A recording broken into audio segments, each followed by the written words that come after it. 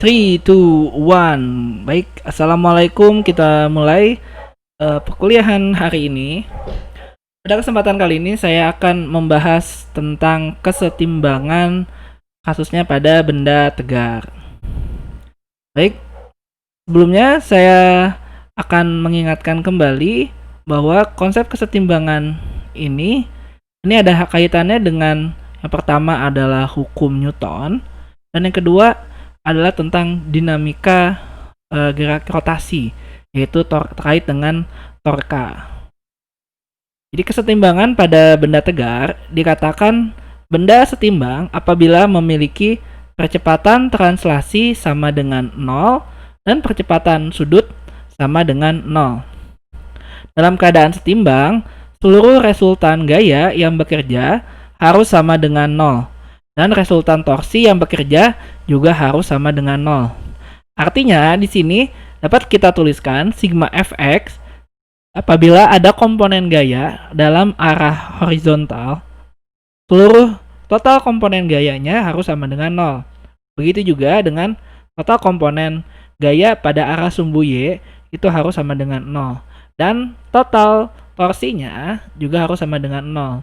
Jadi untuk kesetimbangan benda tegar ini, rumus yang dipakai hanya ada dua, yaitu sigma F sama dengan 0 dan sigma torka sama dengan 0. Nah, pertanyaannya adalah, ini kaitannya kesetimbangan ini di bidang alat berat itu apa? Untuk lebih jelasnya, saya akan memberikan sebuah ilustrasi berupa video. Sini saya akan berikan sebuah video terkait dengan aplikasinya.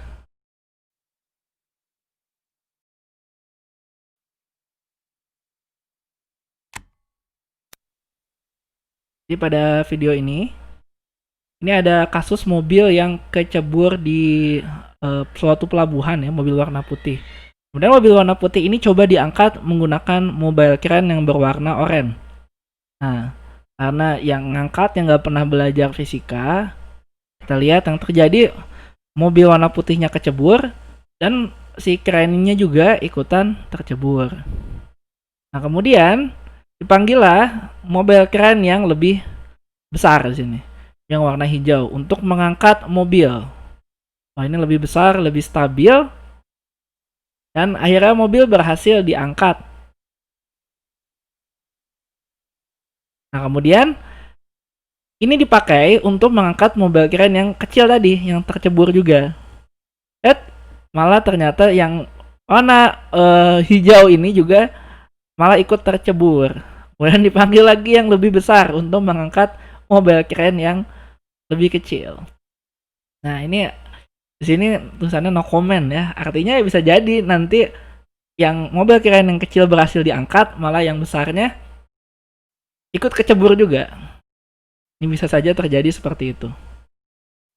Jadi ini betapa pentingnya konsep kesetimbangan ini, salah satunya kalau di bidang alat berat. Nah, untuk sebagai permulaan, saya akan memberikan sedikit teaser.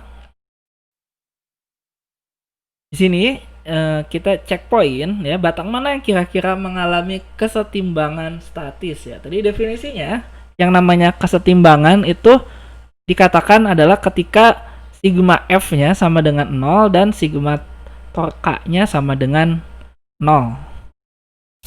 Jadi kalau saya tuliskan yang namanya kesetimbangan, ini adalah satu sigma F sama dengan 0 dan sigma torka sama dengan 0. Kita cek dulu ya gambar yang pertama, gambar yang A. Nah, ini pada kasus yang A, ini ada gaya ke atas 1 ya, gaya ke atas 1 dan gaya ke bawah 1. Ini kalau lihat tanda panahnya ini menunjukkan bahwa itu adalah besarnya gaya ya. Kemudian yang gambar B, ke atasnya 1, ke bawahnya juga, ke bawahnya 2 ya, yang gambar B ya. Gambar B ini ke bawahnya ada 2. Jadi 1 atas, 2 bawah. Yang C ini mirip dengan gambar yang B, tapi di tanda panahnya itu posisinya saja yang berbeda. Nah, kalau yang D, di sini yang D, ini ada dua buah benda ya, dua buah gaya ke atas dan dua buah gaya ke bawah. Yang D ya. Yang E juga sama ya. Dan yang F juga sama, hanya posisinya berbeda. Nah, di sini kita tidak mempedulikan dulu ya, pertama ini pada kasus yang pertama, kita hanya melihat pada jumlah gayanya saja, itu ketika sigma F sama dengan 0. Karena di sini kita tidak tahu apakah benda ini dia mempunyai titik sumbu putar atau tidak ya. Jadi kita tidak melihat kesetimbangan torka terlebih dahulu. Kita lihat sigma F-nya dulu. Kalau lihat dari sini, artinya gaya ke atas yang namanya kesetimbangan itu harus sama dengan gaya yang ke bawah. Artinya di sini yang mengalami kesetimbangan statis adalah yang A, D, dan E. A, D, E, dan F ya. Ada 4. Yang B dan C tidak. Nah, B dan C tidak. Ini dikarenakan yang B itu ada dua buah gaya yang ke bawah, yang C ada dua buah gaya yang ke bawah, sementara gaya yang ke atas hanya ada 1. Nah, ini checkpoint yang kedua. Jadi bagi yang baru bergabung ya, ini kita akan membahas tentang kesetimbangan, di mana kesetimbangan ini sangat mudah karena rumusnya hanya ada 2, yaitu sigma F sama dengan 0 dan sigma torka sama dengan 0. Tapi di sini kita membutuhkan sedikit berpikir ya, atau sedikit logika di sini.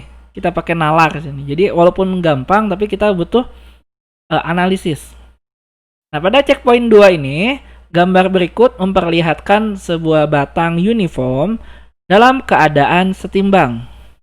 Jadi kalau kita lihat secara gaya ya, jadi dia nggak peduli ya mau gayanya ada di kiri di kanan, selama jumlahnya sama atas dan bawah, maka dia dikatakan setimbang.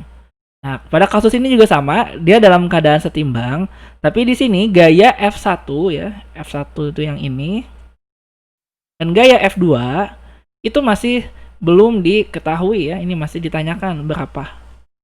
Artinya, kalau namanya setimbang itu total gaya ke atas dan total gaya ke bawah itu harus sama. Jadi artinya di sini yang atas ya 20 ditambah F2 itu akan sama dengan 10 ditambah F1 ditambah 30 Newton. Nah, pertanyaannya, bisakah kita menentukan gaya F1 dan F2 hanya dengan menyeimbangkan gaya? Di sini artinya sigma Fy, karena di sini hanya ada gaya yang sumbunya vertikal ya, tidak ada sumbu yang horizontal. Sigma Fy-nya sama dengan 0. Pertanyaannya bisa atau tidak? Oke, kita cek. Di sini saya akan buka papan tulis. Kemudian saya akan coba kopikan gambarnya. Jadi ini gambar kita.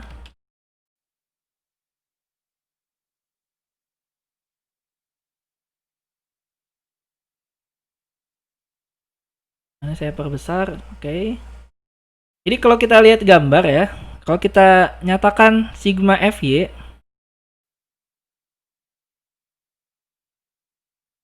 Fy sama dengan 0, artinya secara konvensi ya, bahwa gaya yang ke atas itu kita ambil nilainya adalah positif, sedangkan gaya yang ke bawah kita ambil nilainya adalah negatif. Sehingga di sini 20 Newton ditambah F2 dikurangi 10 Newton dikurangi F1 dan dikurangi 30 Newton ini harus sama dengan 0. Kita pindahkan yang negatif ke sebelah kanan. Di sini kita dapatkan 20 Newton ditambah F2 sama dengan ini jadi 40 Newton ditambah F1. Ini kita tidak bisa menyelesaikan ya hanya dengan menggunakan kesetimbangan gaya. Kalau kita balik lagi ke soalnya, ini jika menggunakan kesetimbangan torka, di mana kesetimbangan torka itu artinya kita pakai sigma torka itu sama dengan 0. Nah, ini di mana kira-kira kita perlu taruh titik rotasinya atau sumbu putarnya? Nah, untuk menentukan sumbu putar, cara paling gampang adalah kita jangan menaruh sumbu putar pada titik di mana gaya yang ada sudah diketahui ya. Jadi jangan taruh sumbu putar itu di sini. Ini jangan ya, ini jangan di sini dan jangan di sini. Kenapa? Karena ini sudah ada suatu gaya yang diketahui. Nah, kita boleh ambil sumbu putarnya di sini boleh. Di sini juga boleh. Jadi kita boleh ambil di titik F1 atau di titik F2. Alasannya apa? Kalau di titik F1 artinya kita dapat menghilangkan torka yang disebabkan oleh F1 ya. Jadi ingat bahwa definisi torka itu sama dengan gaya dikalikan dengan lengan gaya, atau saya tulis bentuknya saja secara besarnya ya. Kalikan dengan R. Ini karena di sini antara lengan gaya dengan gaya itu saling tegak lurus, sehingga dapat kita tuliskan secara langsung seperti ini. Di sini kalau kita ambil ya, titik sumbu putarnya di F1, artinya F1 ini tidak akan memiliki lengan gaya. Kita bisa menentukan F2-nya. Nanti dari F2 menggunakan persamaan yang kita dapatkan dengan melakukan penyeimbangan gaya, kita dapat menentukan F1-nya. Ini saya hanya akan mencontohkan satu saja apabila saya menggunakan sumbu putar pada F1. Baik, kita balik lagi ke papan tulis. Saya kopikan gambarnya yang sama. Nah, ini biar terlihat ya. Oke, di sini kalau kita lihat, kita ambil sumbu putarnya dari sini. Saya ambil titik yang warna merah deh ya. Di warna merah. Nah, ini dia adalah titik sumbu putarnya. Kemudian kita gunakan kesetimbangan torka ya. Sigma torka sama dengan 0. Nah, untuk kesetimbangan torka, kita ambil konvensi bahwa untuk berlawanan arah jarum jam atau counterclockwise, kita ambil nilainya adalah positif. Dan yang searah dengan jarum jam, kita ambil nilainya adalah negatif. Ini konvensi yang saya gunakan. Di sini, untuk menggunakan kesetimbangan torka, kita harus menghitung torka yang disebabkan oleh setiap gaya yang ada. Artinya kita harus mencari torka yang disebabkan oleh gaya ini ya, 20 Newton misalnya, gaya 20 Newton.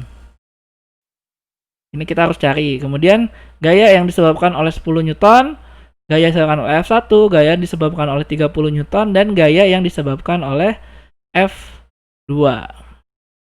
Ini harus kita cari masing-masing berapa torkanya. Oke, pertama kita akan mencari gaya yang disebabkan oleh yang 20 Newton. Ini kita lihat, saya akan coba gambarkan sebuah batang kembali untuk lebih jelas. Nah, misalnya ini batangnya seperti ini ya. Dimana di sini adalah sumbu putarnya. Nah, kemudian dia mengalami gaya ke atas. Gini ya. Artinya dia akan berputar, kalau dia didorong dengan gaya ini, si batang ini tentu akan berputar searah dengan jarum jam. Kita ambil sumbu putaran ini adalah F1. Kemudian kita lihat jaraknya adalah 4D ditambah 2D ya. Artinya jaraknya adalah 6D. Nah, ini gayanya adalah 20 Newton. Artinya di sini kita akan punya, anggap saja ini adalah torka 1 ya. Torka 1 itu sama dengan 20 Newton dikalikan dengan 6D. Ini torka yang pertama. Kemudian kita lihat untuk gaya yang di ini sudah ya, ini sudah. Kita ambil gaya yang disebabkan oleh gaya 10 Newton. Nah, kita ambil lagi, kita gambarkan sebuah batang ya. Ini kali ini lebih pendek batangnya. Di sini adalah sumbu putarnya. Kemudian dia mengalami gaya ke bawah ya, artinya dia didorong ya, didorong ke arah bawah. Tentu batang ini akan berputarnya adalah berlawanan arah jarum jam, di mana gayanya adalah 10 Newton. Misalnya ini adalah torka yang kedua, maka torka yang kedua nilainya adalah karena yang pertama ini ya, saya lupa. Yang pertama ini sesuai aturan konvensi yang saya buat tadi, bahwa torka yang pertama ini karena dia arahnya adalah searah jarum jam, maka kita kasih tanda negatif. Sedangkan untuk yang kedua, karena arahnya adalah berlawanan arah, kita kasih tandanya adalah positif. Ini adalah 10 Newton dikalikan dengan 2D ya, yaitu jaraknya. Sekarang kita ambil gaya yang pada sumbu putar ya. Torka pada sumbu putar.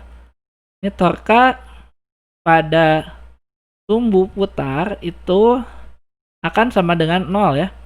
Karena dia tidak punya lengan. Sekarang kita ambil yang ini udah, berarti ini 0. Kita ambil yang 30 Newton. Untuk yang 30 Newton, ini gambar batangnya seperti ini. Ini adalah sumbu putarnya. Kemudian dia mengalami gaya ke bawah ya. Ini mengalami gaya ke bawah yang besarnya 30 Newton. Otomatis kalau seperti ini, dia akan berputarnya searah dengan jarum jam. Artinya torka yang ketiga ini juga akan negatif.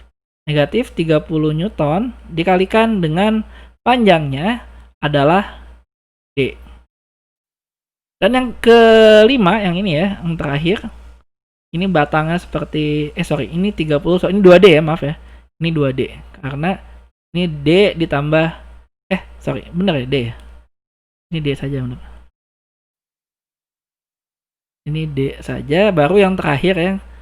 Yang terakhir yang F2 itu 2D ya panjangnya. Nah, ini seperti ini dan dia didorong ke atas kan, didorong ke atas dengan gaya F2. Nah, F2 ini yang kita akan cari dan dia akan berputarnya itu berlawanan arah jarum jam sehingga torka 4-nya itu akan sama dengan F2 dikalikan dengan 2D. Akhirnya kita akan memiliki persamaan di sini adalah torka 1 ditambah torka 2 ditambah torka 3 dan ditambah torka 4 ini akan sama dengan 0. Artinya minus 20 Newton dikalikan 6D ditambah 10 Newton dikalikan 2D ditambah minus 30 Newton dikalikan D dan ditambah F2 dikalikan 2D ini akan sama dengan 0. Kita bagi nilai D-nya karena nilai kita punya D di semua ruas ya. Kemudian pindahkan yang negatif ke sebelah kanan. Maka untuk yang sumbu positif di sini kita akan memiliki nilainya adalah 20 Newton ditambah 2F2 ini akan sama dengan 120 Newton ditambah 30 Newton.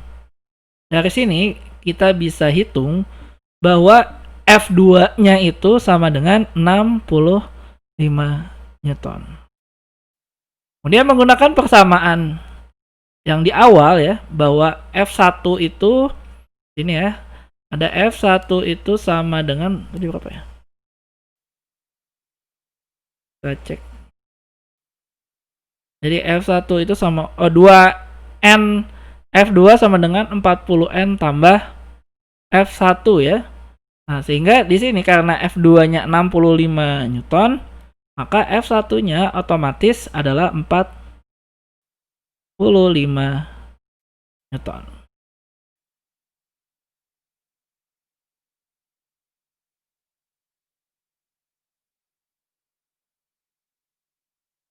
Itu ya. Jadi ini sudah kita selesaikan.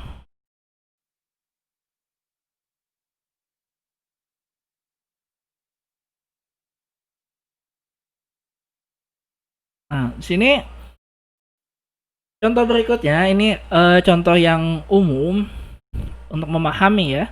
Ini adalah contoh kesetimbangan pada sebuah tangga.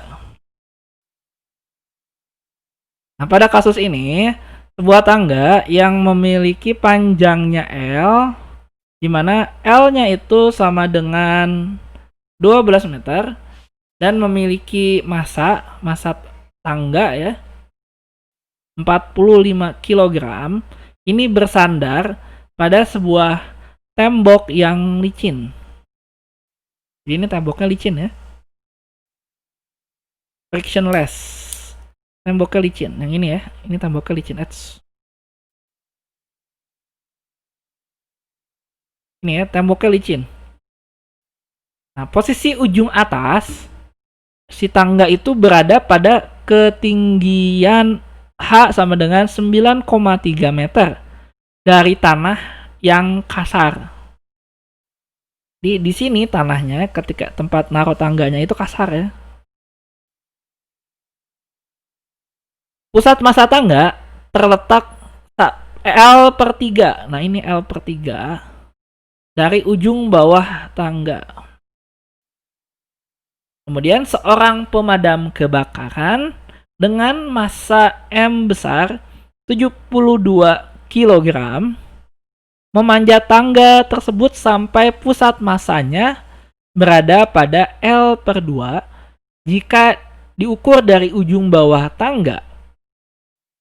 Jadi artinya kalau panjang tangganya adalah L, yang ini adalah L per 3 sampai pusat massa, sedangkan dari sini ke sini ini adalah L per 2.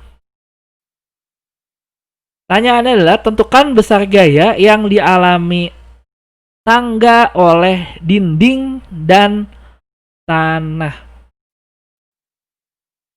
Jadi gaya yang dialami di sini ya, gaya yang di sini dan gaya yang di sini F. Anggap aja ini adalah FW gitu ya. Ini adalah FG F apa ya? F floor ya, FG ground.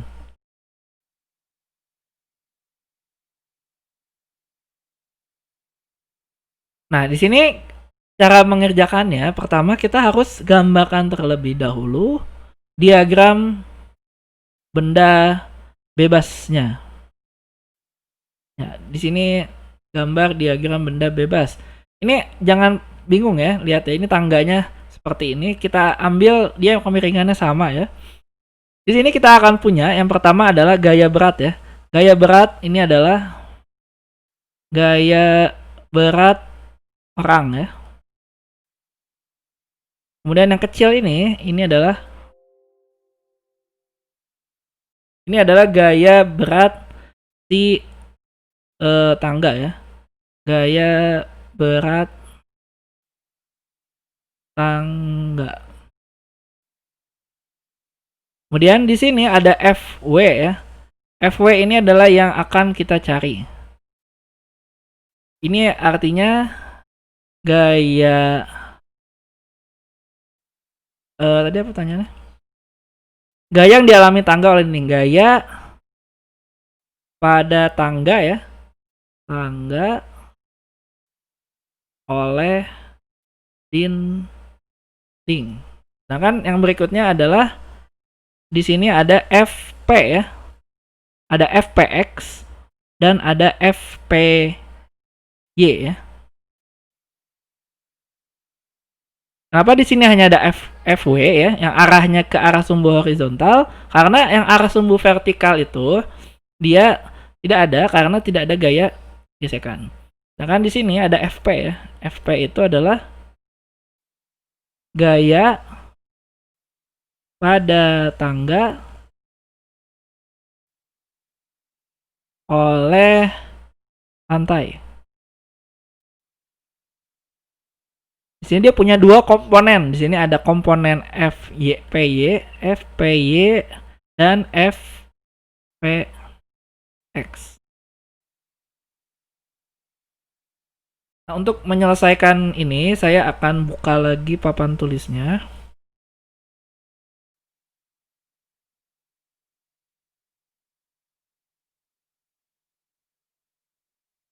Kemudian saya kopikan gambarnya.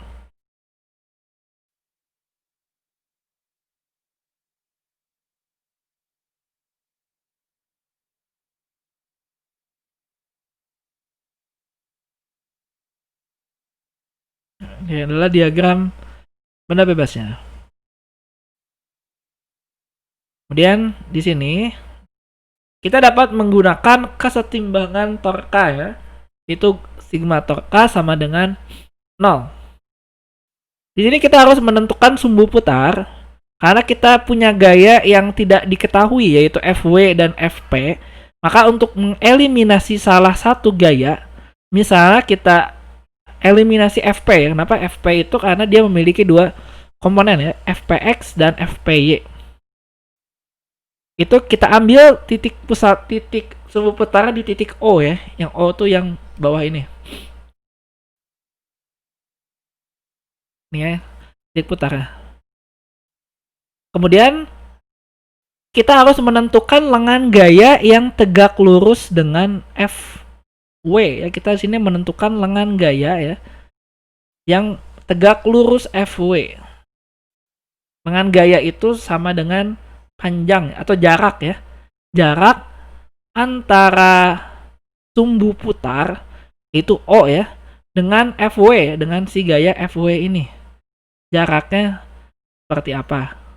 Nah, kita ambil jaraknya adalah jarak di mana antara lengan gaya dengan gayanya itu saling tegak lurus.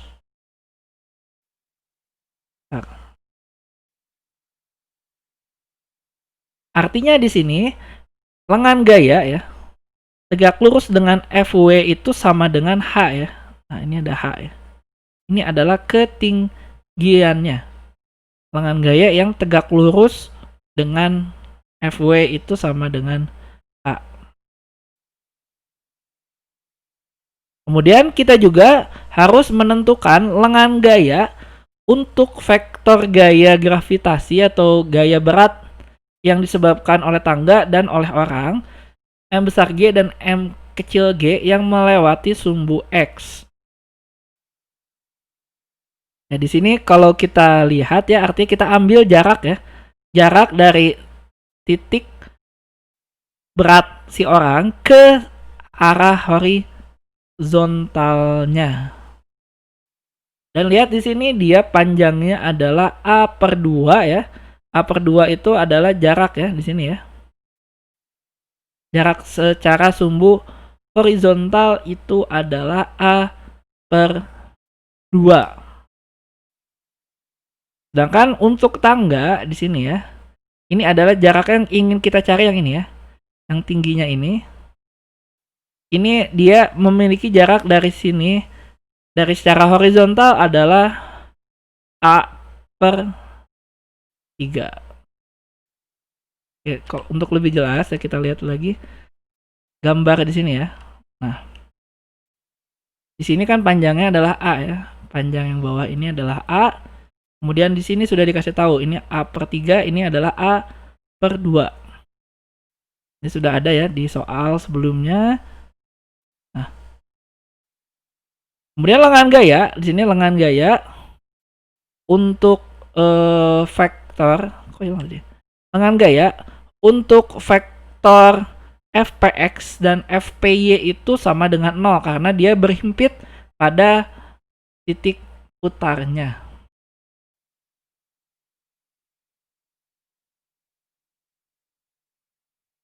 Oke, artinya di sini ya lengan gayanya, lengan gaya yang pertama, nah ini ya, yang ini adalah A/2 ya.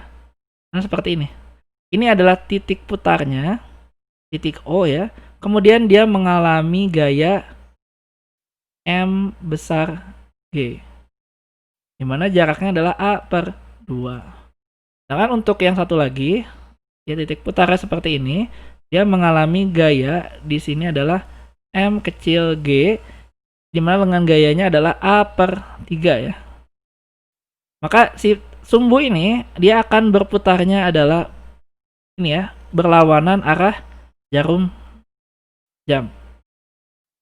Nah, untuk yang ini kita lihat bahwa ini adalah titik O ya. Dia mengalami gaya FW.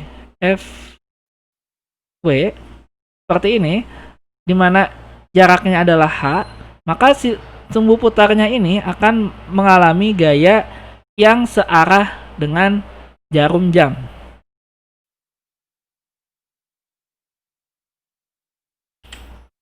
Nah, saya akan menyelesaikannya di dalam ini.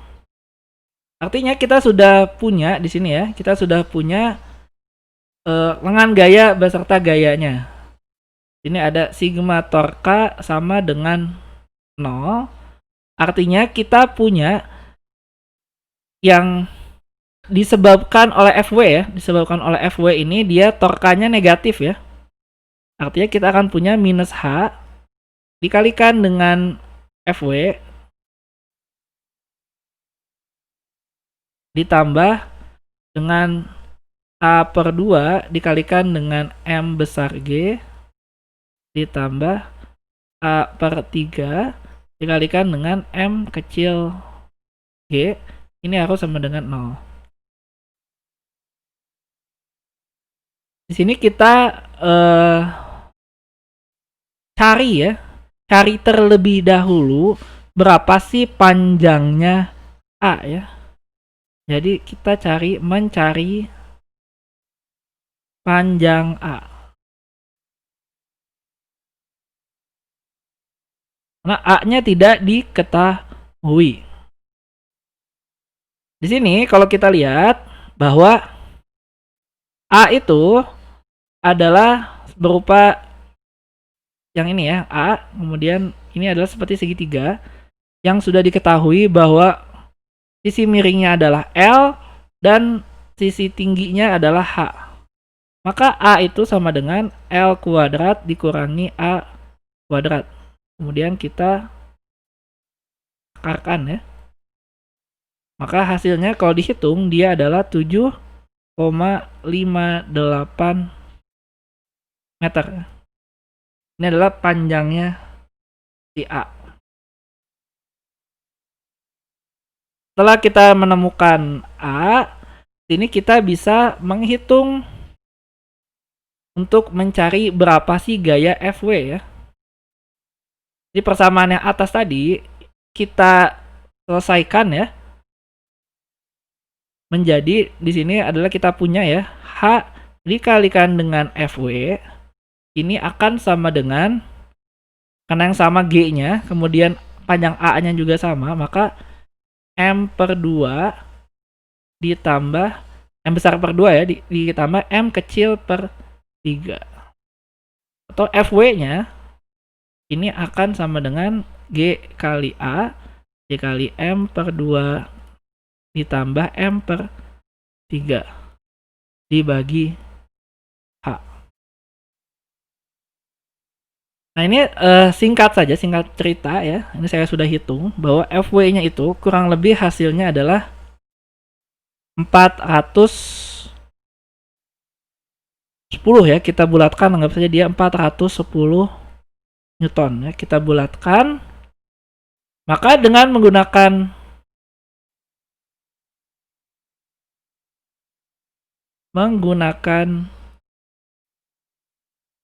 sigma Fx ya sama dengan 0, kita lihat gambar ini ya, bahwa FW itu nih ya, FW dan Fpx ini dia arahnya saling berlawanan ya, dan dia besarnya harus sama. Artinya di sini kalau ke kanan positif, maka FW minus Fpx ini akan sama dengan 0, sehingga Fpx ini akan sama dengan 410 Newton juga. Nah kan untuk yang FPY, nah FPY ini kita gunakan, berikutnya adalah kita menggunakan sigma Fy sama dengan 0. Nah, sigma Fy itu kalau kita lihat ya komponennya apa saja sigma Fy ya. Nah, Fy itu pertama dia ada Fpy, ada M besar G dan M kecil g. Jadi ada 3 buah gaya. Kita ambil yang ke atas adalah positif. Maka di sini kita tuliskan adalah Fpy dikurang ya M besar G dikurang M kecil g ini sama dengan 0. Di sini saya singkat cerita saja karena kita sudah punya nilai M besar dan M kecilnya. Ini nilai ini Fpy ini kurang lebih hasilnya ada sekitar, kalau dibulatkan lah ya, itu sekitar 1147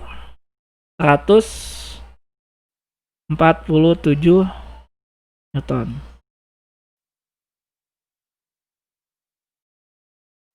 Jadi kita sudah berhasil menemukan seluruh komponen gayanya.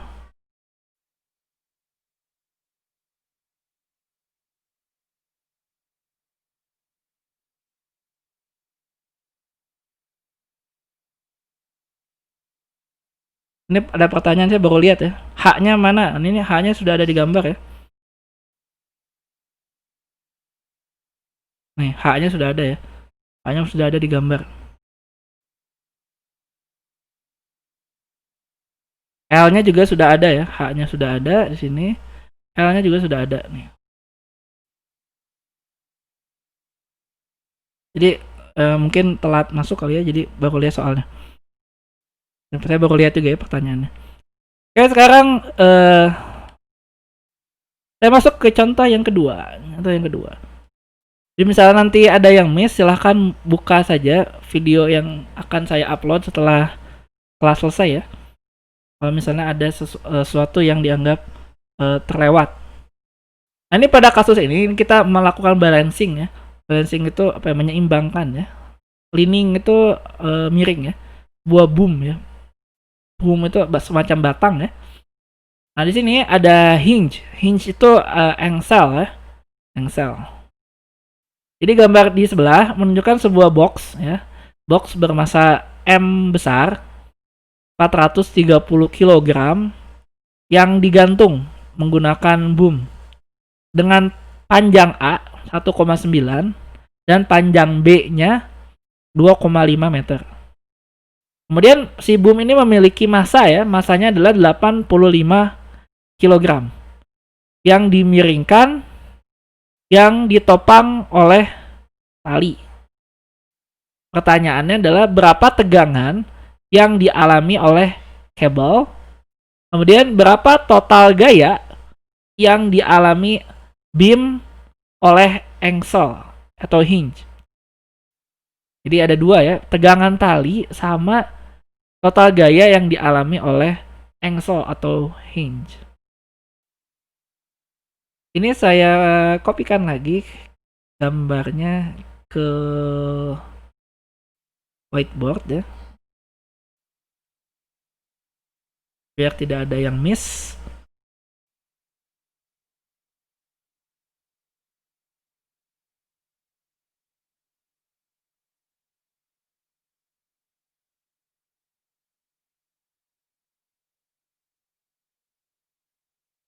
Baik, ini adalah gambarnya.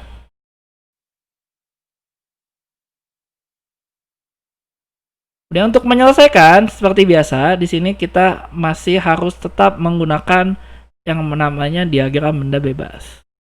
Digambarkan dulu diagram benda bebasnya. Nah, di sini kita lihat untuk kabel ya, kabel kan di atas ya. Dia ada dua komponen ya. Ada yang searah sumbu horizontal dan ada yang sumbu vertikal. Kemudian untuk yang hinge dia juga ada yang vertikal dan juga ada yang horizontal. Jadi di sini kita gunakan kesetimbangan torka, sigma torka sama dengan 0 dan pilih sumbu putar di titik O ya. Ini bebas ya, jadi sekali lagi ini bebas, cuman kita harus bisa mengeliminasi dua buah gaya paling tidak. Kalau kita taruh sumbu putarnya di titik O ya. Maka kita akan dapatkan di sini ya, A dikalikan dengan TC. A dikalikan dengan TC dikurangi B dikalikan dengan TR. Kalau kita lihat ya di sini ya, panjangnya ya. Nah, ini kan titik O ya. Ini adalah panjangnya A. Dan dia didorong oleh sebuah gaya ya. Nah, ini gayanya seperti ini. Maka si titik O ini akan berputar berlawanan arah jarum jam. Makanya kita dapatkan A dikalikan dengan TC ya. Kemudian kita lihat titik O-nya di sini terhadap TR ya. Nah, ini terhadap TR, berarti kan gini ya. Ini adalah titik O-nya, kemudian TR-nya di sini. Dimana panjangnya adalah B ya. Dia akan berputarnya itu adalah ke arah jarum jam ya. Maka dia negatif. Sini, ini negatif. Sedangkan yang untuk yang ini juga sama. Ini adalah titik O, kemudian dia mendapat gaya MG ya. Ini gayanya adalah tadi TC ya. Yang ini gayanya adalah TR. Nah, ini MG ya. Dan dia arahnya juga ke arah jarum jam. Maka kita dapatkan dia setengah B ya. Kenapa setengah B? Lihat ya. Ini segitiga yang sebangun ya. Kesebangunan segitiga. Kalau panjang dari titik O sampai titik yang ini adalah B. Maka kalau di tengah-tengahnya dia adalah setengah B ya. Nah, ini adalah setengah B. Kita dapatkan minus setengah B dikalikan dengan MG. Nah, ini gambar ini saya copy dulu ya, ntar. Kita akan selesaikan di papan tulis. Ini adalah diagram benda bebasnya ya untuk masing-masing. Nah, tadi kita sudah punya di sini adalah sigma torka sama dengan 0 ya. Itu kita punya yang pertama adalah A dikalikan dengan TC. Kita ambil ya yang positifnya di kiri, yang negatifnya kita pindahkan kanan saja. Ini ada B dikalikan dengan TR ditambah setengah B dikalikan dengan M kecil G ya. Kita dapatkan persamaannya seperti ini. Maka di sini kita dapat menentukan nilai TC-nya. TC-nya itu akan sama dengan, nah di sini artinya karena B-nya dan G sama ya, B dan G sama, maka bisa keluar ya. Ini jadi G dikalikan dengan B dikalikan TR-nya B GB. Oke. Nah, di sini kita lihat ya TR ya. TR ini kan awalnya TR ditambah setengah M kecil ya. Dibagi dengan A ya. Kalau kita lihat di sini dari gambar yang ini ya, kita lihat kan dia punya ada balok ya. Nah, balok ini bahasanya adalah M besar G. Nah, maka TR juga, nah ini TR ya. TR itu dia akan sama dengan M besar G.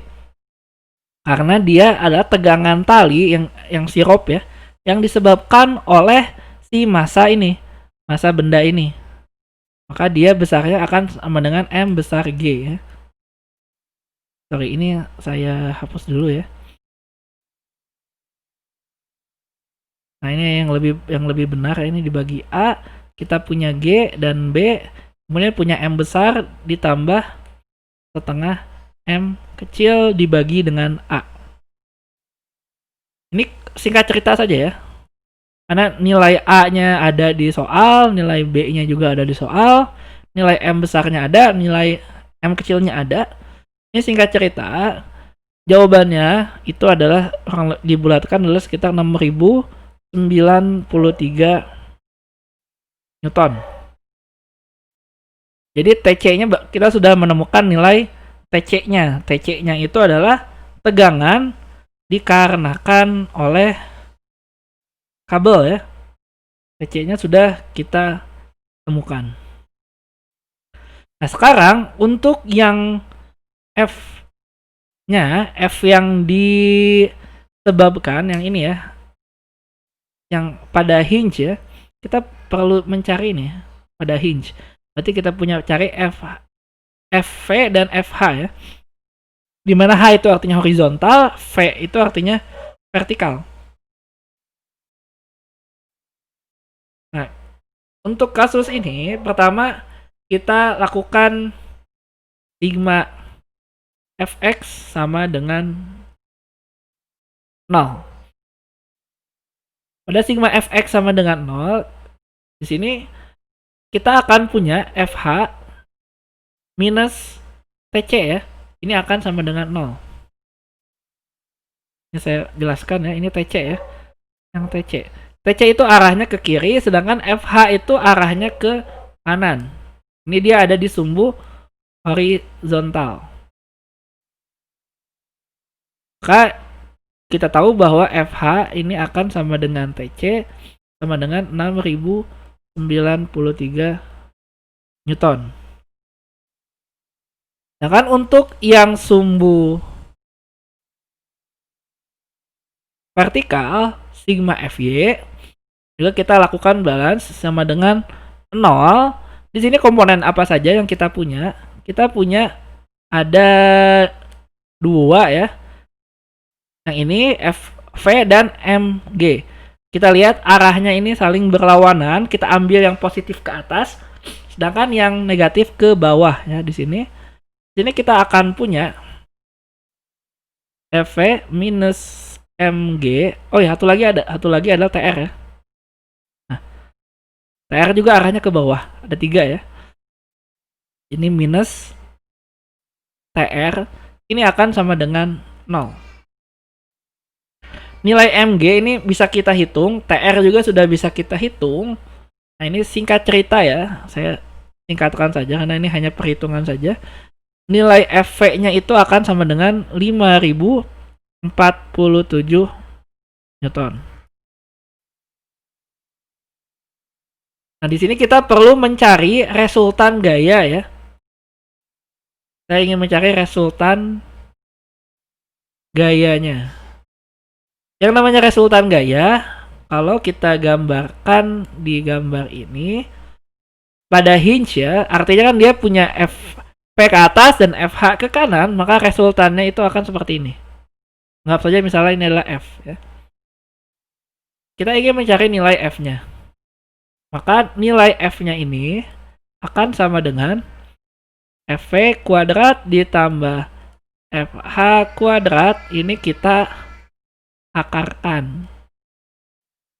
Kita masukkan nilai FH-nya adalah 6093 dan nilai FV-nya adalah 5047. Ini kalau kita hitung, ini kurang lebih hasilnya adalah sekitar 7900 Newton.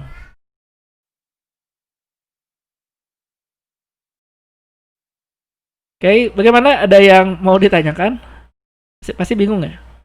Saya yakin pasti bingung. Coba ya, yang bingungnya di mana?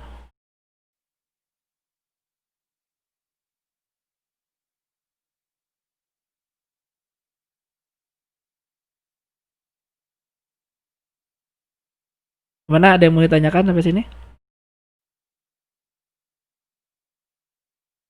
Jadi ini intinya pada kesetimbangan itu kita hanya menggunakan 2 buah rumus ya. Rumus besarnya adalah sigma F sama dengan 0 dan sigma torkanya sama dengan 0. Nah, kita perlu mencari di sini adalah biasanya yang diketahui adalah gaya ya. Yang diketahui adalah gayanya dan yang tidak diketahui itu panjang lengan gayanya. Makanya untuk beberapa kasus, contohnya kasus yang ini ya. Kasus yang ini itu dia pertama kita harus jabarkan dulu semua gaya yang ada. gaya yang ada apa saja. Setelah semua gaya dapat, maka kita harus menentukan, langkah berikutnya adalah menentukan sumbu putarnya di mana. Sumbu putar ini bebas dimanapun, tapi carilah yang memudahkan kita. Artinya, apabila kita taruh di situ, ada suatu gaya yang tidak diketahui besarnya itu bisa kita hilangkan terlebih sementara ya. Contohnya, kalau saya ambil ya sumbu putarnya misalnya di titik M, ini rugi kita. Kenapa? Karena MG ini, gaya MG sudah diketahui. Nah kan kalau kita ambil di titik yang ini atas, ini juga rugi karena TR ini kita dapat hitung dari masa si bebannya, masa box.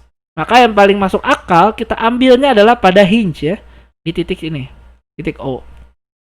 Setelah itu kita cari panjang lengan gayanya. Nah cara mencari panjang lengan gaya ini agak-agak tricky sebenarnya, tapi mudah. Jadi intinya adalah jarak ya.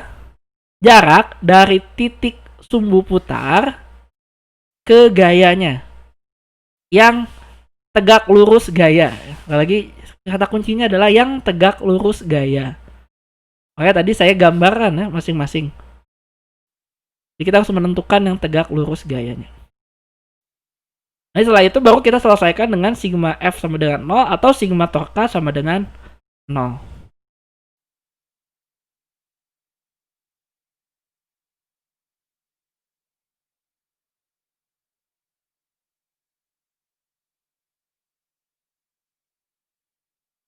Ya karena tidak ada yang ditanyakan, ini kita lanjut ke pertanyaan selanjutnya. Ini harap diperhatikan.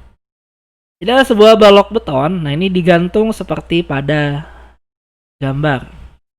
Nah massa balok ini 225 kg dan massa penggantungnya itu 45 kg. Nah jika sudutnya, ini ada dua sudut ya. Yang pertama ada sudut P ya, ini 30 derajat. Dan ada sudut theta 45 derajat. Pertanyaannya adalah tentukan tegangan kabel T, gaya vertikal dan gaya horizontal pada engsel.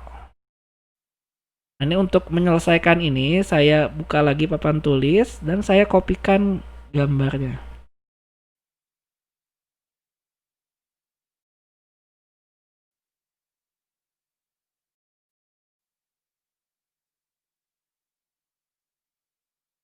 Dan kita zoom.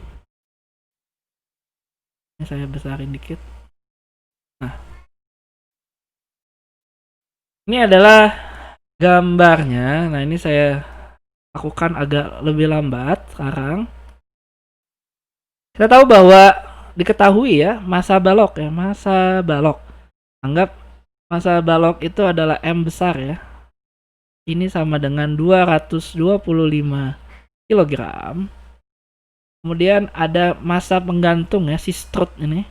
Ini M kecil adalah 45 kg. Ini kalau saya gambarkan, nah ini ya. Ini adalah gaya M besar G dan yang di sini ini adalah gaya M kecil G. Nah, untuk menyelesaikan masalah ini, saya akan gambarkan sebuah segitiga ya. Segitiga yang mirip dengan segitiga ini. Jadi kurang lebih kan segitiganya seperti ini ya. Yang pertama, ini gambar segitiganya jelek, nggak apa-apa. Oke, kemudian ada titik di sini. Nah, ini dibagi dua ya di titik ini. Ini adalah Pi dan yang ini adalah theta. Di sini kita ingin menentukan dua sudut ya. Sudut yang pertama ini adalah alfa dan sudut yang kedua ini adalah beta. Nah, ini kenapa kita harus mencari dua sudut ini? Karena jawabannya seperti ini. Kalau kita lihat di gambar ini, kita ambil titik sumbu putarnya itu adalah di titik ini ya, di hinge ya. Di sini ya, di hinge. Ini adalah sumbu putarnya. Jadi sumbu putarnya ini akan di titik ini. Kemudian gayanya itu ada 3 ya. Yang pertama adalah gaya MG ini. Yang kedua M besar G ya. Kemudian gaya M kecil G. Dan yang ketiga adalah gaya tegangan tali. Ini secara besar, garis besar ada 3 buah gaya. Nah, untuk jarak ini ya, kalau kita lihat di sini, saya akan gambarkan lebih. Misalnya ini adalah sumbu putarnya ya, sumbu putar. Maka panjang ini horizontal ya. Yang horizontal ini akan mengalami gaya yang disebabkan oleh M besar G. Kita ingin mencari misalnya berapa sih panjang lengan gayanya ya. Lengan gayanya. Nah, lengan gaya ini bisa dicari dengan dalil Pitagoras ya. Karena kita tahu panjang si nggak diketahui ya. Anggap saja panjang si strut ini ya. Ini adalah L. Kita misalkan dulu. Panjang si strut ini adalah L. Maka dengan menggunakan Pitagoras ya. Maka panjang lengannya ini akan sama dengan L dikalikan dengan sinus beta. Sedangkan untuk yang disebabkan oleh yang lebih kecil ya. Nah, ini adalah L per 2 sinus beta. Di mana ini adalah M kecil G ya. Ini adalah gaya yang torka ya. Ini adalah torka yang disebabkan oleh M besar G dan M kecil G. Anggap saja ini adalah torka 1, yang ini adalah torka yang kedua. Kita juga akan punya torka yang ketiga. Nah, torka yang ketiga ini dia disebabkan oleh si tegangan tali ya. Torka yang ketiga ini disebabkan oleh tegangan tali. Saya geser sedikit ini. Nah, ini torka yang ketiga ya. Nah, torka yang ketiga. Ini kalau kita lihat di sini ya. Ini adalah sumbu putarnya. Kemudian ini ada gaya ya. Gayanya itu arahnya seperti ini. Nah, gini kan. Tek. Maka kita perlu mencari panjang ya. Panjang, anggap ini sumbu putarnya ini panjang. Nah, panjang di mana dia itu merupakan lengan gaya ya. Lengan gaya terhadap si T ya.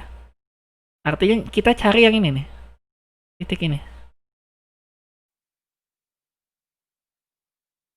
Dimana yang ini dia akan tegak lurus ya. Ini Pitagoras. Nah, dia sudut siku-sikunya T. Ini adalah hinge ya. Maka kalau sudut yang di atas ini alfa, sudut alfa ya, kita punya sudut alfa, maka yang L kan sama L ini menjadi sisi miring ya. Maka ini jadi L sinus alfa dikalikan dengan T. Gitu ya. Jadi ini alasannya kita perlu mencari alfa dan beta. Nah, untuk mencari alfa dan beta ini sangat mudah. Ini tidak sulit ya. Kok dia pindah? Oke, saya geser ya di sini. Nah, ini untuk mencari alfa, kita cari alfa dulu ya. Alfa. Kita tahu bahwa total sudut segitiga ya, itu adalah 180 derajat. Maka 180 derajat ya dikurangi 90 ya, kurangi 90 derajat. Nah, 90-nya di sini ya. 90 derajat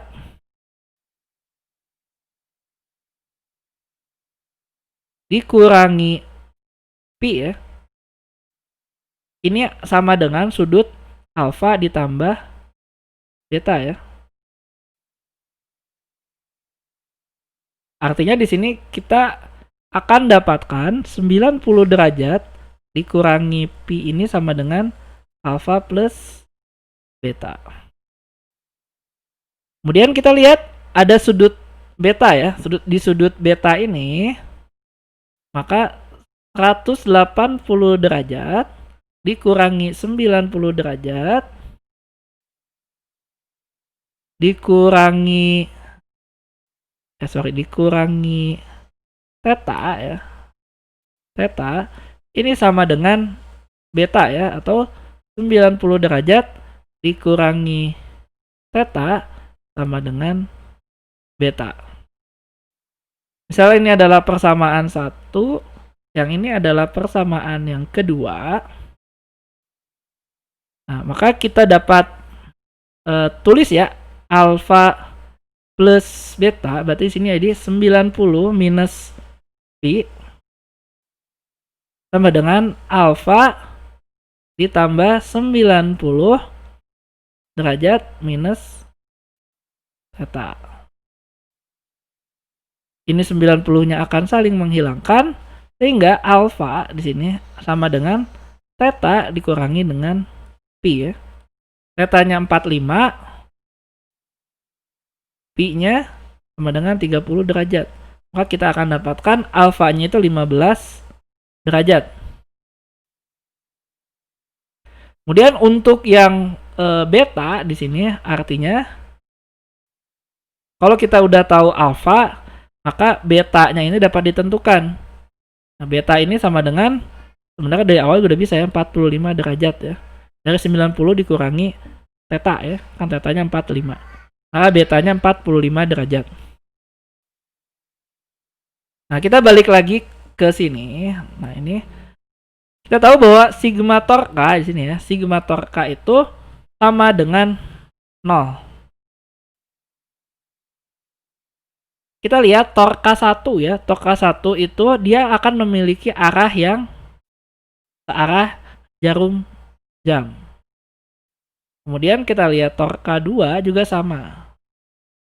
Sedangkan torka 3 dia akan memiliki putaran yang berlawanan arah jarum jam. Artinya di sini kita dapat tuliskan torka 3 ini akan sama dengan torka 1 ditambah dengan torka 2. Karena torka 1 dan torka 2 itu nanti nilainya dia kanan arahnya jarum jam, maka dia jadi negatif ya, kita pindah ruaskan. Maka di sini torka 3-nya sama dengan T ya, dikalikan dengan L sinus alfa ini sama dengan M besar G dikalikan dengan L sinus beta ditambah M kecil G dikalikan dengan setengah L ya, sinus beta. Ini L ini akan saling menghilangkan ya, L-nya akan saling menghilangkan. Sehingga di sini T-nya bisa kita dapatkan dengan cara M besar kali G dikalikan dengan sinus beta ditambah M kecil kali G dikalikan, ini tengah ya, tengah M kecil kali G dikali sinus beta dibagi sinus alfa. Ini adalah nilai T-nya, dimana kita dapat memasukkan. Nah, ini tinggal masukin aja. Sekali lagi saya singkat cerita saja ya. Singkat cerita, ini kita akan dapatkan nilai T-nya itu sebesar 6,63 kali 10 pangkat 3 Newton. Ini adalah nilai tegangan talinya. Kalau kita kembali lagi pada gambar ya, ini balik lagi ke gambar. Nah, gambar ini, nah tegangan tali ya, tegangan tali itu dia punya dua komponen ya. Dimana yang T yang ke sini ini adalah resultannya. Dia itu punya komponen ke arah sumbu vertikal Tx dan juga akan punya komponen ke arah sumbu horizontal dan vertikal, yaitu Ty, Tx dan Ty.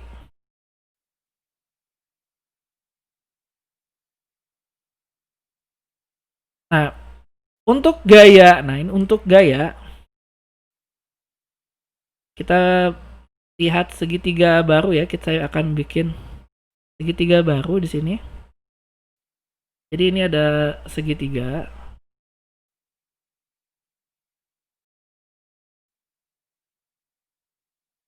Dimana yang ini adalah alfa ya. Ini adalah si titik sumbu putarnya. Mana ini adalah 90. Dan ini panjangnya adalah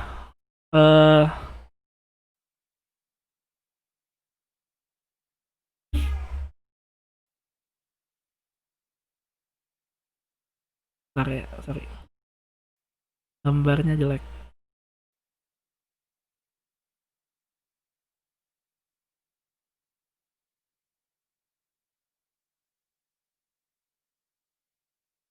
Oke. Nah, ini saya punya di sini ya. Kan ini arah T ya. Arah T ya, ini sudah kita tahu ini arah T. Kemudian arah T ini dia punya dua komponen ya. Yang pertama adalah Tx dan yang kedua, nah ini adalah Ty. Kita punya Tx dan kita punya Ty. Atau entar, kayaknya bagusnya saya gambarnya biar konsisten dengan ini ya, konsisten dengan segitiga yang di atas. Nah ini, nah ini lebih bagus. Oke, saya punya sudut di sini. Ini adalah sudutnya ya. Ini bukan alfa, bukan beta, tapi ini adalah sudut CP ya.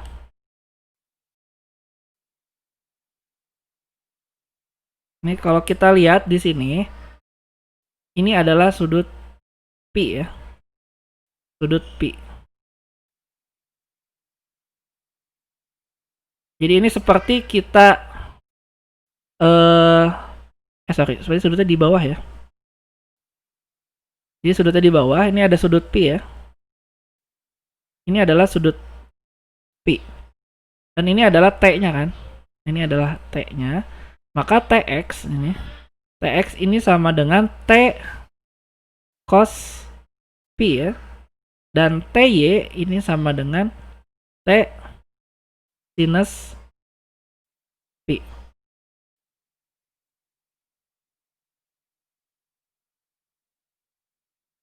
Ini ya, Tx sama dengan T cos P. Artinya di sini adalah T cos 30 derajat dan yang ini adalah T sinus 30 derajat. Maka total gaya pada arah horizontal fx ya. Ini hanya akan ada satu komponen, yaitu Tx atau sama dengan T cos 30 derajat. Ini kalau dihitung hasilnya adalah 5,74 kali 10 pangkat minus 3 Newton. Kemudian total gaya pada arah vertikal ya, pada arah vertikal ini akan sama dengan Fy ya. Ini akan sama dengan komponen di sini kita punya beberapa dua komponen. Untuk vertikal itu ada TY, M kecil G, dan M besar G.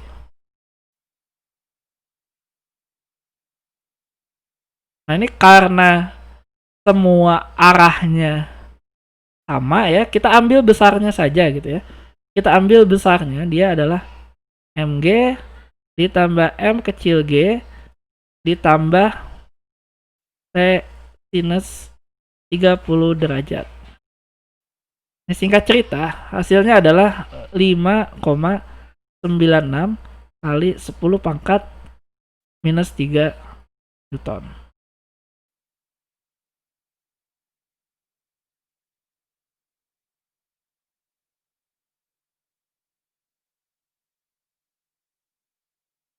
Jadi selesai ya, ini pertanyaannya sudah selesai. Karena ditanya adalah tegangan tali, gaya vertikal dan gaya horizontal pada engsel. Karena ada yang mau ditanyakan sampai sini?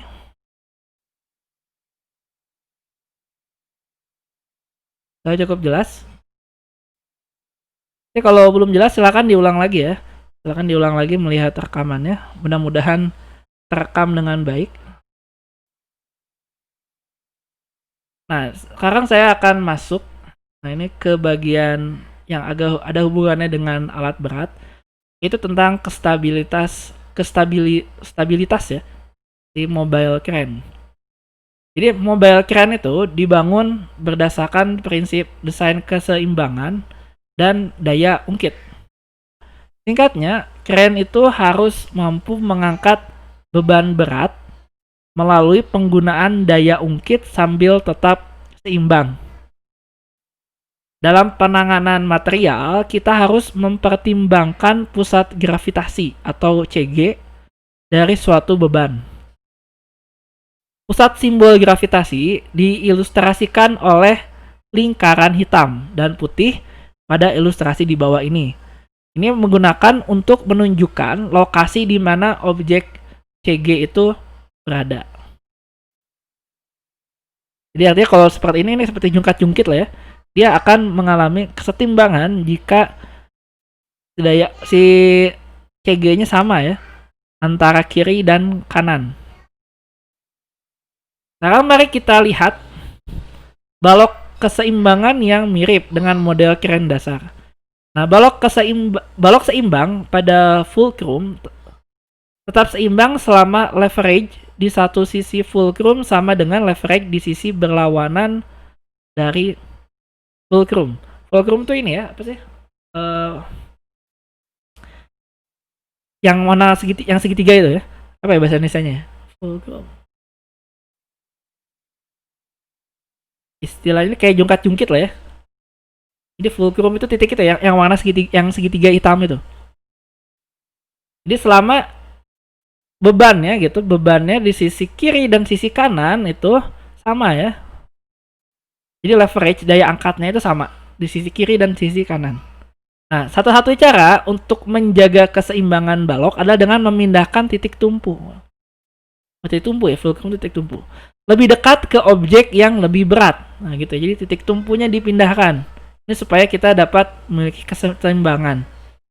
Misalnya yang sisi kiri ya, yang lebih berat itu beratnya 300 pound. Jaraknya 5 kaki. Maka 300 kali 5 kan 1500. Sedangkan untuk yang titik yang kanan itu dia 100 pound, maka jaraknya adalah 15 kaki. Maka ini akan seimbang ya. Jadi prinsipnya seperti itu. Kayak memanjangkan, memendekkan boom itu salah satunya adalah untuk ini ya, mencari titik tumpu yang seimbang. Nah, mari kita terapkan ini pada crane ya. Nah, pada ilustrasi di bawah ini, sisi kanan balok keseimbangan dinaikkan seperti boom derek. Jadi untuk menaikkan tadi ya titik tumpu ini kita panjang pendekan. Karena jaraknya itu akan berubah ya. Selama masing-masing leverage objek tetap, beam akan tetap seimbang. Jadi kalau yang di kiri itu masih lebih kuat, lebih berat ya, maka berapapun beban di kanan asalkan tidak melewati itunya, dia akan tetap seimbang. Tapi kalau tadi kasus yang di awal video yang mungkin hanya beberapa orang yang melihat, itu beda ya kasusnya, itu yang di kanan itu dan panjangnya itu tidak sama gitu. Jadi dia tidak belajar masalah keseimbangan sehingga si crane ini bisa jatuh ya, atau bisa terguling ya. Nah, pada ilustrasi di samping, balok dapat tetap seimbang jika leverage yang berasal dari masing-masing objek tetap sama ya. Ya, jadi memanjangkan, memendekkan itu tujuannya adalah dinaikkan, dipendekkan itu akan mempengaruhi terhadap leverage ya.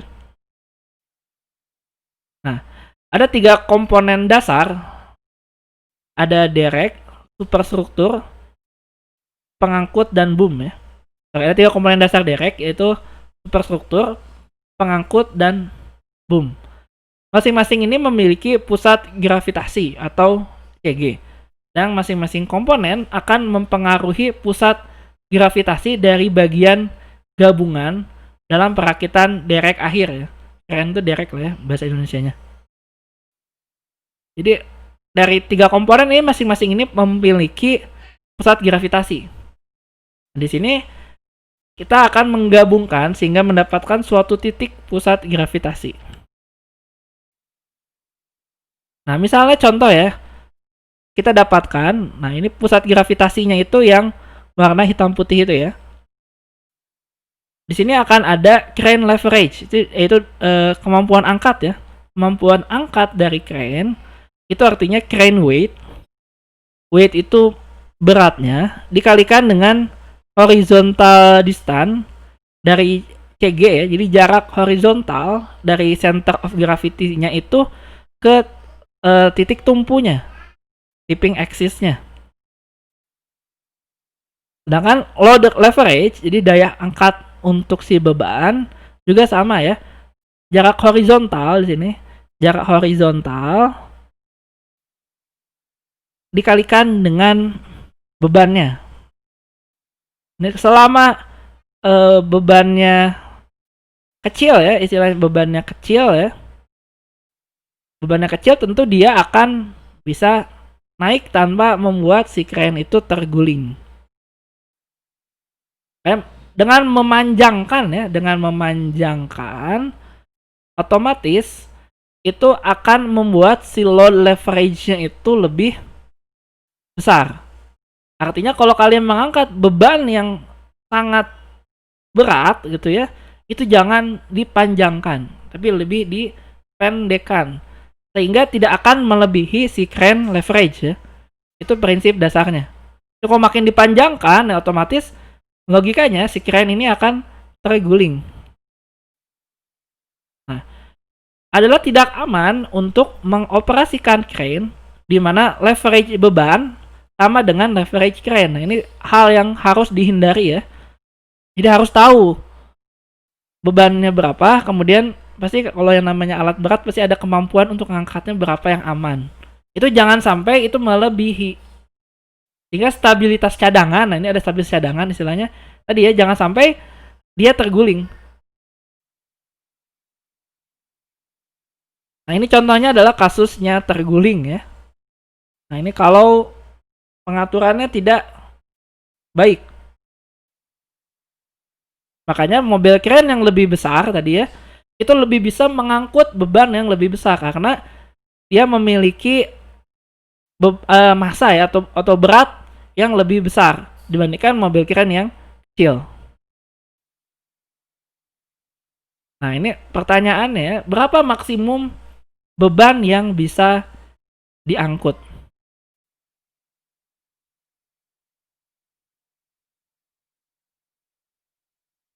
Ini diketahui ya. Diketahui suatu konfigurasi seperti ini. Nah, pertanyaannya adalah berapakah maksimum beban yang bisa diangkut? Baik, untuk kasus ini saya akan coba kopikan kembali ya ini ke dalam eh,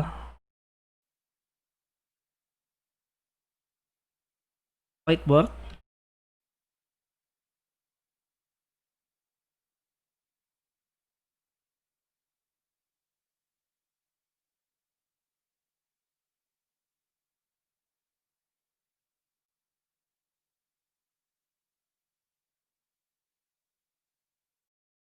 Jadi image.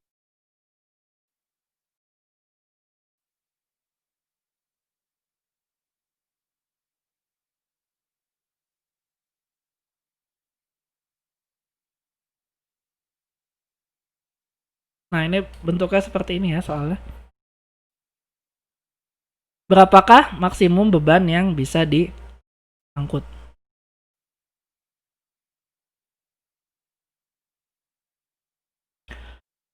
Oke, kita tahu bahwa AB, AB ya, A dan B di sini akan mengalami suatu gaya ya. Di sini ini adalah pusat center of gravity ya. Saya kasih warna merah ya. Yang di sini ini, yang di tengah ya. Kalau kita gambarkan lagi, ini menjadi lebih sederhana ya bentuknya. Di sini dia akan ada WC ya, WC. Kemudian di sini akan ada, ini kan biasanya ada semacam penahan ya. Dia akan ada gaya ke atas FA dan akan ada gaya ke atas yaitu FB di sini. FA dan FB. Nah, untuk kasus aman ya, pada kasus aman maksimum load ya, maksimum load itu artinya ketika si FA ini dia saat akan mulai istilahnya adalah tip over ya. Tip over itu adalah kasus di mana dia akan mulai terguling ya. Ini kan kita ingin mencari berapa sih maksimum load ya dari beban. Artinya kita melihat ketika FA ini akan mulai terguling. Artinya pada kasus di mana nilai FA ini akan sama dengan 0.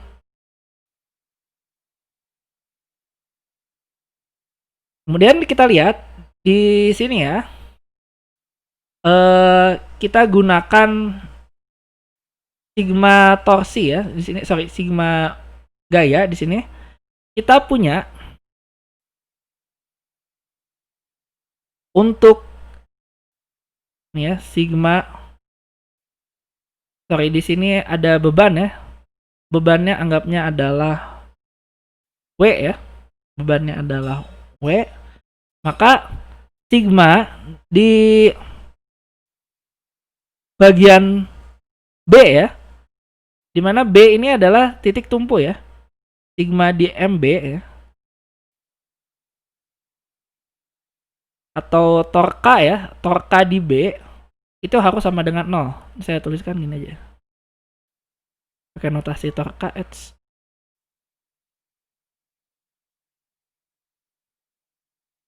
Ini saya pakai notasi torka lagi, berarti H.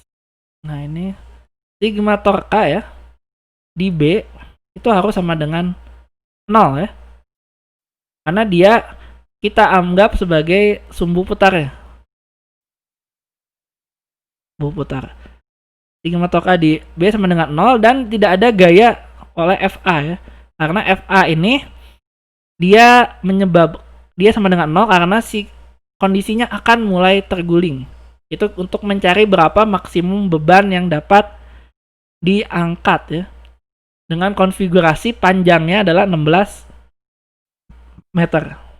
Artinya di sini kita punya WC ya. WC itu adalah berat si kren ya. Berat si kren itu adalah gaya. Ini 500 Newton ini sudah gaya ya. Berarti WC ini dikalikan dengan 4 meter kali 4 meter Ini kita lihat ya gayanya. Ini adalah sumbu putarnya, maka dia akan berlawanan arah jarum jam, maka dia positif. Kemudian untuk yang load, nah yang load ya, yang load ini dia akan searah dengan jarum jam ya. Kalau kita lihat di sini kita gambarkan untuk yang load. Misalnya ini adalah titik B, dia didorong ke bawah, maka si B ini tentu akan searah jarum jam. Maka dia negatif ya. Maka dapat kita tuliskan ini sama dengan ya, atau tulis negatif dulu, negatif.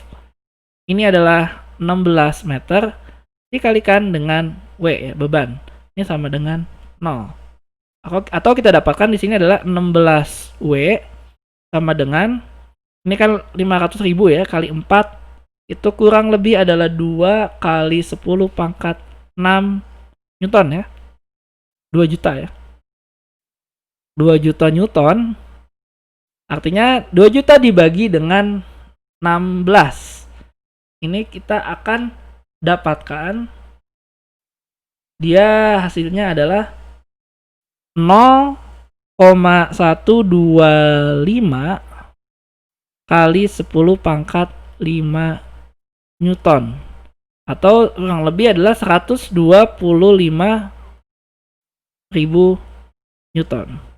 Ini kalau kita asumsikan, yang gampang adalah G-nya sama dengan 10 ya, Newton per kilogram, maka kurang lebih masanya, masa yang bisa diangkut itu akan sama dengan 12,5 ya kilo, 12,5 ton ya.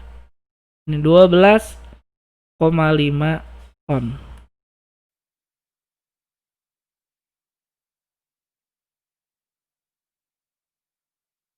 Ini kurang lebih seperti itu.